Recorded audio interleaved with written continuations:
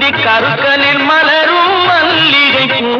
காலையில் மலரும் தாமரை பூ அந்தி கருக்கலில் மலரும் மல்லிகை பூ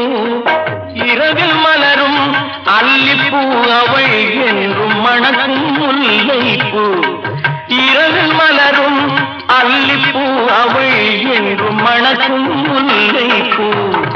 கட்டி தங்கம் வெட்டி எடுத்து காதல் என்னும் சாறு பிழிந்து தட்டி தட்டி சிற்பிகை செய்த உருவமட